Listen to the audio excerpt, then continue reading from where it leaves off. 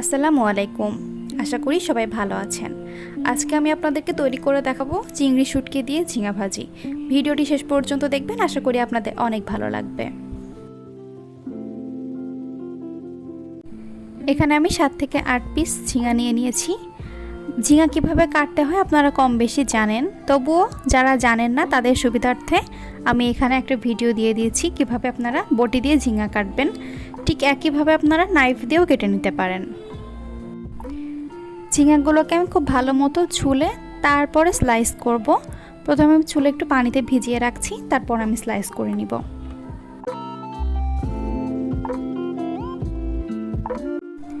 চেষ্টা করবেন সবগুলো স্লাইস জানি মোটামুটি একই সাইজের হয়। খুব বেশি আমি মোটা করছি না, এতে সেদ্ধ হতে সময় লাগতে পারে। মোটামুটি মিডিয়াম এক ধরনের সাইজ রেখে আমি এগুলোকে স্লাইস করে নিচ্ছি।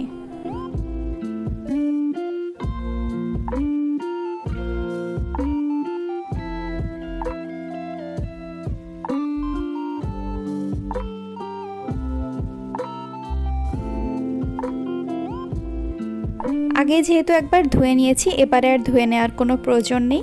চলে যাচ্ছি আমরা পরবর্তী পর্যায়ে। 7 থেকে 8 পিস ঝিঙার জন্য আমি আনুমানিক 1 মুঠ পরিমাণ চিংড়ি শুটকি নিয়ে নিয়েছি। একটা পরিষ্কার শুকনো কড়াইয়ে আমি এই চিংড়ি শুটকিগুলোকে একটু ভেজে নিচ্ছি। প্রথমে কিন্তু ধুয়ে ফেলা যাবে না, আগে ভেজে নিতে হবে, তারপর এগুলোকে আমরা ধুয়ে নেব। তো আমার ভাজা প্রায় শেষ, এটাকে আমি এবার ধুয়ে নিচ্ছি। এবারে আমি একটা কড়াইয়ে সরিষার তেল দিয়ে দিচ্ছি 1/2 কাপ পরিমাণ। এর মধ্যে আমি 4টা পেঁয়াজ কুচি করা, 2টা রসুন এবং ফালি করে কাটা 7-8টা কাঁচামরিচ দিয়ে দিচ্ছি। ঝিঙাতে এই মশলাগুলোর পরিমাণ একটু বেশি হলে ভালো হয়, যেমন হচ্ছে কাঁচামরিচ, পেঁয়াজ এগুলো একটু বেশি হলে কিন্তু বেশি টেস্টি লাগে। এবার আমি আনুমানিক 2 চিমটির মতো জিরা দিয়ে দিলাম। এবার এর মধ্যে যে চিংড়ি শুটকিটা ভেজে ধুয়ে রেখেছিলাম সেটা দিয়ে দিচ্ছি। এবারে এগুলো একত্রে খুব ভালো করে মিশিয়ে নেব। বেশ একটু ভাজা ভাজা হয়ে গেলে এবারে আমি 1 চা চামচ পরিমাণ লবণ দিয়ে নিচ্ছি এবং 1 চা চামচ পরিমাণ হলুদের গুঁড়ো দিয়ে দিচ্ছি। এই দুইটা উপকরণ দেওয়ার পর আরও খানিকক্ষণ নেড়ে নেব। এবারে আমি যে ঝিঙাগুলো কেটে রেখেছিলাম সেই ঝিঙাগুলো দিয়ে দিচ্ছি। ঝিঙাগুলো প্রথমে দেখতে একটু বেশি হলেও পরে দেখা যাবে যে এগুলো কিন্তু অনেকটাই কমে গেছে। এগুলো যখন পানি টেনে শুকিয়ে যাবে তখন কিন্তু এগুলো পরিমাণে অনেকটাই কমে আসবে। ঢাকা দিয়ে রাখতে হবে 5 থেকে 7 মিনিটের জন্য। ঢাকনা তুললে দেখা যাবে যে ঝিঙা কিন্তু অনেকটাই পানি ছেড়ে দিয়েছে। এখানে কিন্তু কোনো অতিরিক্ত পানি দেওয়া যাবে না।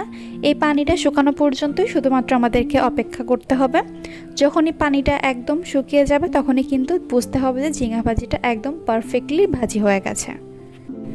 তাহলে দেখতেই পাচ্ছেন দর্শক, খুব সহজেই কিন্তু আমরা চিংড়ি শুটকি দিয়ে ঝিঙা ভাজি করে ফেললাম। সাধারণ ঝিঙা ভাজি কিন্তু অনেকেই পারেন, তবে আমার মনে হয় চিংড়ি শুটকি দিয়ে আপনারা ট্রাই করতে পারেন। ইনশাল্লাহ আপনাদের কাছে খুবই মজা লাগবে। তো আজকে তাহলে এ পর্যন্তই। সবাই ভালো থাকবেন, সুস্থ থাকবেন। খোদা হাফেজ।